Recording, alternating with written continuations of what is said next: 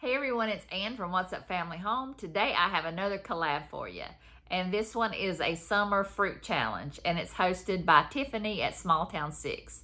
She's been doing these for a couple months now and we're doing them till at least the end of the year. And I will have her channel linked below. She has a great channel, so you really need to go check out her channel and like and subscribe. And I'll also have the playlist linked below where you can see all the other ladies' videos and see what they did with fruit. And I'm going to make some peach dumplings and I'm going to dehydrate some watermelon and some pineapple. So I will turn you around and let's get started on the video. Okay, I'm going to start with the peach dumplings. I'm going to put a stick of butter in there and let that get melted. And I've cut up 2 peaches and I'm going to wrap them with the crescent rolls. I've already did a couple. Just take your peach and roll it up in the crescent roll. You've got that one long little piece and I would just tuck that up underneath the peach and then roll it up and just get all the peaches rolled up in the crescent rolls. I must have lost the footage showing you what I put in here, so I'll just tell you what I put in there. I put in a stick of butter and a couple drops of vanilla, 3/4 of a cup of brown sugar, and I also took about a cup of apple juice and just poured it around the edges of the pan. I didn't pour them directly on top. The original recipe called for some kind of soda like Sprite or Mountain Dew, but I didn't have any. And it said that if you didn't use soda, it wouldn't turn out right, but these turned out great. So I'm just going to put them in the oven at 350 for about 20 minutes or until they're browned. These came out looking so good. I think they needed maybe just a little bit more juice, but these were delicious and you have got to try this. This is one of the easiest but most delicious desserts I have ever made.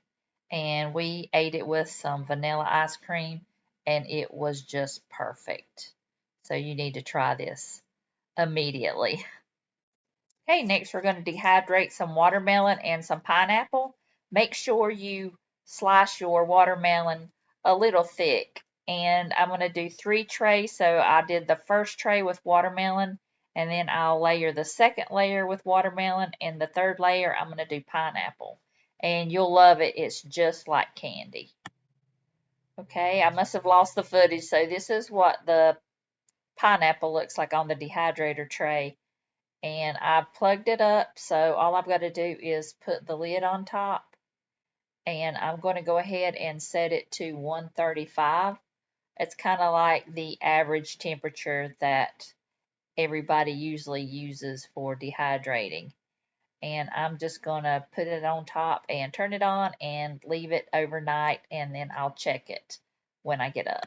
Okay, this is the next morning, and I opened up the lid to check on them, and they were still a little bit wet, especially the watermelon. I think it has a little bit more moisture in there, so they're not ready yet. So I'm going to go ahead and put the lid back on, and I'll try again when I get home this afternoon. Okay, so it's been about maybe 18 hours, so let's open it and see if they're ready. Oh yeah, they look perfect. I'm going to pull one off the tray and just see.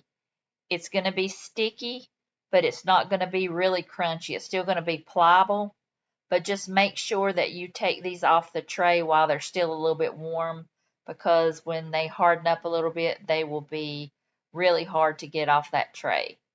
But the pineapple are perfect, and this is so good. I mean, it's just like candy. I haven't tried the watermelon before. I do like the watermelon, but I think the pineapple is still my favorite.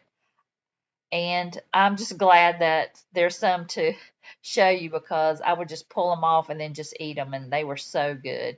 You won't believe how good they are. Okay, this is the finished product. You just won't believe how delicious it is. So chewy and just full of flavor. And you really need to get you a dehydrator and dehydrate some fruit.